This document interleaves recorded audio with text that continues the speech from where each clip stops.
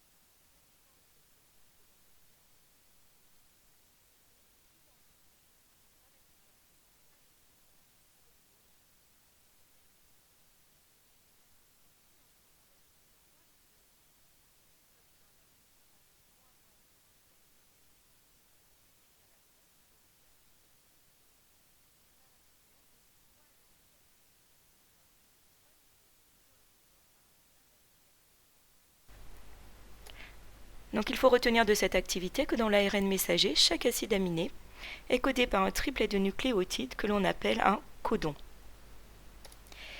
Cette correspondance de 3 nucléotides pour un acide aminé s'appelle le code génétique.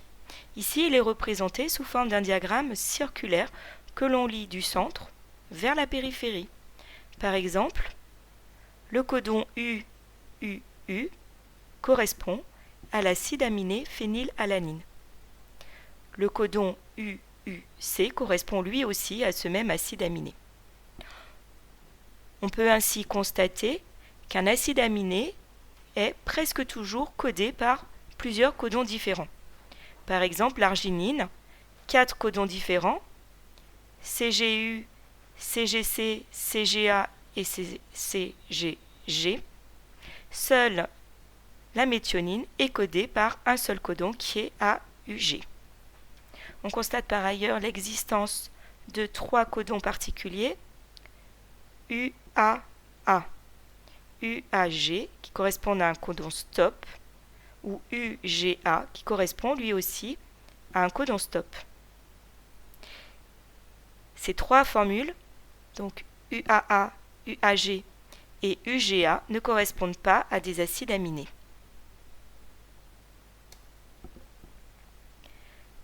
La dernière activité consistait à comprendre, à l'aide d'un logiciel, et à schématiser les étapes de la traduction.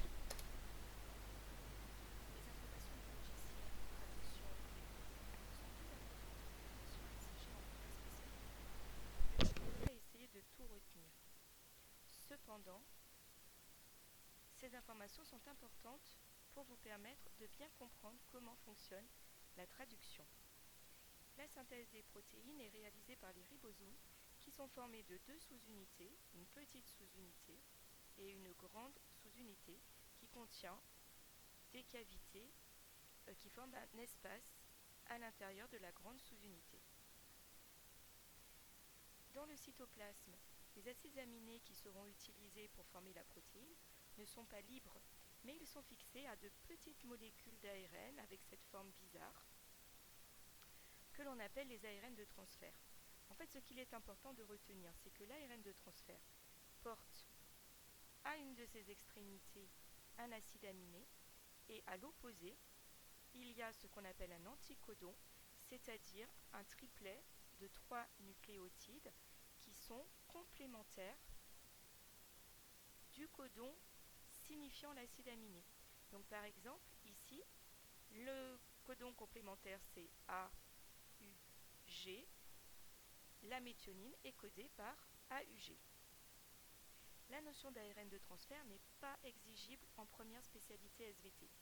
Cependant, si on n'a pas cette notion ici de nucléotides complémentaires de l'ARN messager, alors on ne comprend pas comment des acides aminés qui flottent dans le cytoplasme peuvent trouver à se déplacer et à venir s'associer les uns aux autres grâce au ribosome pour former la bonne chaîne polypeptidique.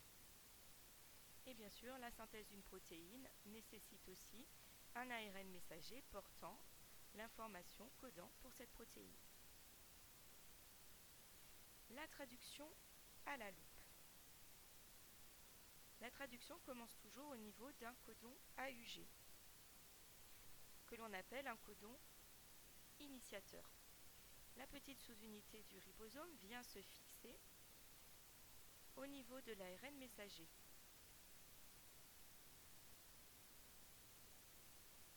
Un ARN de transfert possédant les nucléotides complémentaires de AUG, donc UAC, va venir se fixer sur le codon AUG. Puisque les nucléotides sont complémentaires, il se forment des liaisons hydrogènes qui permettent de tenir ensemble le système. À ce moment, la grande sous-unité vient se fixer sur la petite sous-unité, le système se referme avec à l'intérieur un ARN de transfert portant un acide aminé. Ici, on a une cavité libre avec les nucléotides UUC. Va alors venir se fixer dans cette cavité un ARN de transfert possédant les nucléotides complémentaires, donc A complémentaire de U et G complémentaire de C. Cet ARN de transfert porte l'acide aminé codé par UUC, c'est-à-dire phénylalanine. À ce moment-là, une liaison va se former entre les deux acides aminés et le système avance d'un triplet de nucléotides. Un autre ARN de transfert pourra se positionner, possédant l'acide aminé correspondant au triplet CUG, et l'élongation se poursuit, ajoutant les acides aminés les uns après les autres, jusqu'à ce que le ribosome rencontre un codon stop. Ce codon stop, il ne signifie pas un acide aminé, autrement dit, il ne signifie rien du tout. Donc aucun ARN de transfert ne va venir se fixer ici. À ce moment-là, la traduction s'arrête. Le ribosome se détache du système, la protéine est libérée. La traduction sans la loupe permet de voir l'animation en accéléré avec l'élongation des protéines. Un même ARN messager peut être traduit en même temps par de nombreux ribosomes qui se suivent un peu à la queue leu-leu, les uns derrière les autres, le long de l'ARN messager. On peut ainsi produire de nombreuses protéines dans un temps très court. Vous aviez pour finir à compléter ce schéma. Donc en voici un exemple.